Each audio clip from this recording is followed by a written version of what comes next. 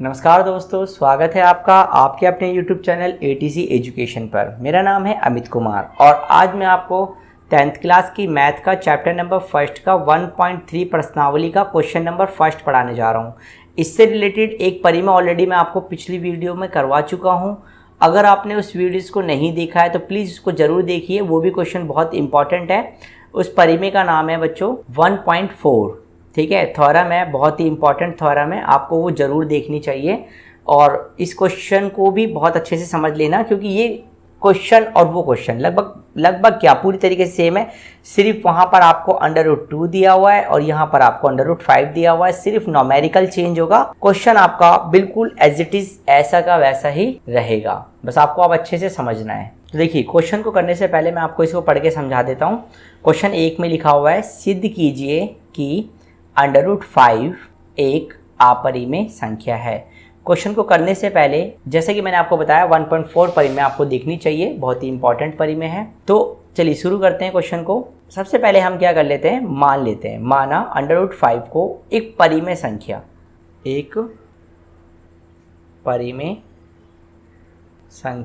है, ठीक है। माना √5 एक परिमेय संख्या है। तो जो ये परिमेय संख्या हमने मानी है, हम इसको P/Q के रूप में मान लेते हैं, P/Q। और एक चीज़ और याद रखनी है कि जो यहाँ पर Q होगा ना, वो आपका कभी भी 0 के बराबर नहीं होगा। और जैसा कि मैं आपको पहले भी वीडियोज़ में बता चुका हूँ कि जो P और Q हम यहाँ पर मान रहे हैं ना, वो सहअभाज्य संख्या होगी। सहअभाज्य संख्या का मतलब होता है जिनका HCF जो होगा वो कभी भी P और Q जो होगा वो उसका HCF 1 होगा, ठीक है। कोई भी संख्या है, अगर हम उसका HCF 1 निकालते हैं तो उन्हें हम कहते हैं सहअभाज्य संख्या। अब आपको क्या करना है, यहाँ पर दो पक्ष हैं तो आपको दोनों पक्षों का वर्ग करना है। क्या करना है हमें, यहाँ पे दोनों पक्षों का वर्ग करना है। तो वर्ग कैसे करते हैं, देखिए, ये हो गया एक पक्ष और इसका वर्ग, और ये हो गया हमारा दूसरा पक्ष और इसका वर्ग। मैं यहाँ पे 5 का वर्ग कर रहा हूँ तो 5 आएगा, क्यों? क्योंकि इससे ये रूट कट जाएगा और ये हो जाएगा आपका P² और नीचे हो जाएगा आपका Q²। और फिर आपको करना क्या है कि यहाँ पर 1 लगा देना है इसके नीचे और इसे क्रॉस मल्टीप्लाई कर देना है। तो ये हो जाएगा 5Q² बराबर P²। जैसा कि अब यहाँ पर आप देख पा रहे होंगे बच्चों कि जो Q² है, ठीक है, वो 5 के साथ मल्टीप्लाई में है। अगर आप उसको ऐसे लिखें तो 5 यहाँ पर आ जाएगा, यानी डिवाइड में आ जाएगा। तो आप क्या कह सकते हैं कि जो P² है, ये कह सकते हैं कि P² 5 से पूर्णतः विभाजित होगा। जो P² पूरी तरीके से 5 से विभाजित हो रहा है तो P भी 5 से पूर्णतः विभाजित होगा, ठीक है। लेकिन आपको ये भी बताना होगा कि जो P² आपने पूरी तरीके से 5 से भाग किया है वो कैसे किया है। तो आप यहाँ पे करिए, मैं इधर लाइन खींच देता हूँ और इसे यहाँ करता हूँ कि जो ये P², ये P जो है ना, P ये 5 से पूरी तरीके से भाग हुआ है, लेकिन आपको नहीं पता कि इसको कितनी बार में भाग किया है। एक बार में किया है, 2 बार में किया है, 3 बार में किया है। तो हम ना उसे R मान लेते हैं। तो R क्या है, R एक पूर्णांक है, ठीक है। कोई भी एक संख्या है जिसे 5 से गुणा करने पर P आ रहा है। अब यहाँ पर हो गया हमारे पास में 2 पक्ष, तो आपको यहाँ भी क्या करना है, दोनों पक्षों का वर्ग करना है। वर्ग करने पर तो आप यहाँ पर करिए, देखिए P², उसके बाद में हो जाएगा 5R², पूरे का करना है तो ब्रैकेट लगा देंगे। जब आप इनको ओपन करेंगे तो ये हो जाएगा 25R²। ऑलरेडी मैं यहाँ पर आपको P² कुछ बता चुका हूँ, आप इसे एक समीकरण मान लीजिए और आप यहाँ पे लिख भी दीजिए कि भाई समीकरण 1 से भी अब हम इसमें कुछ करने वाले हैं हेर बदल।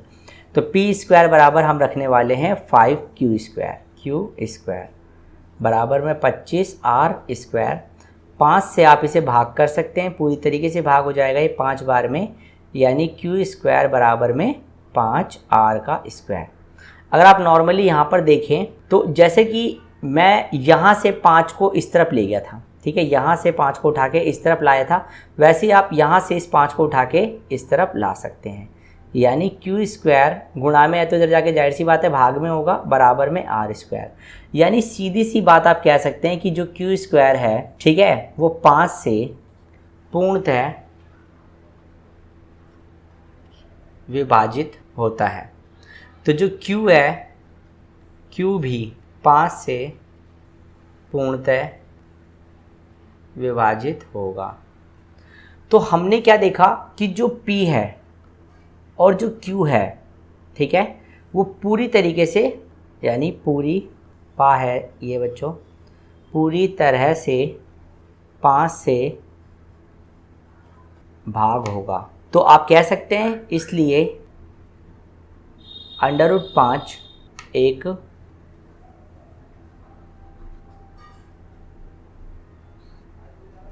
परिमेय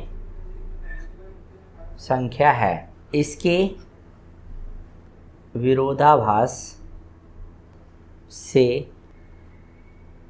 यह ज्ञात होता है कि हमारी कल्पना गलत है। √5 एक ये रहा है आप परिमेय संख्या है।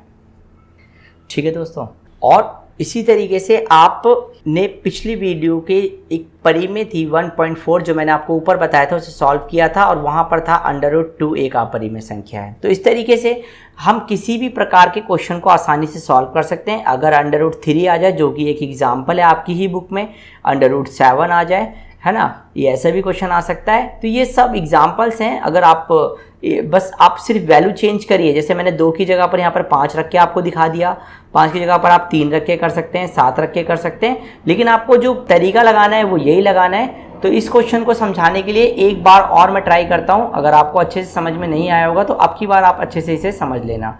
देखिए, सबसे पहले मैंने क्या करा, यहाँ पर आपको क्वेश्चन पढ़ के सुनाया था कि सिद्ध कीजिए कि √5 एक अपरिमेय संख्या है।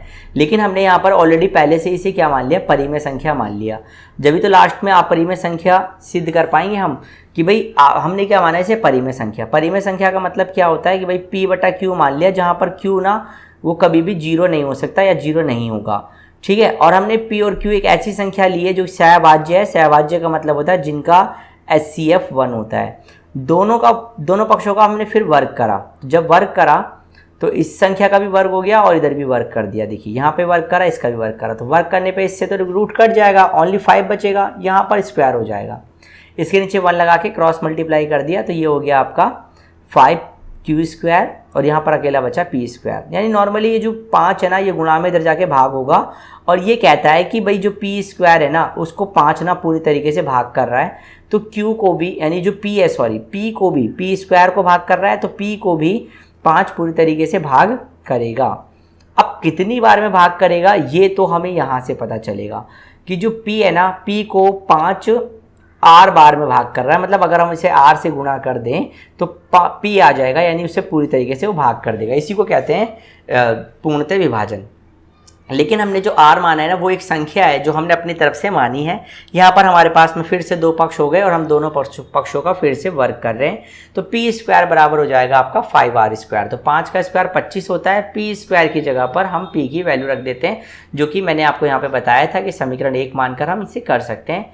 P² = 5Q²। तो मैंने यहाँ पे P² की जगह पर 5Q² रखा। जब 5 यहाँ गुणा में था, इधर जाके भाग होगा, तो 25 को 5 से भाग करोगे तो 5 आ जाएगा।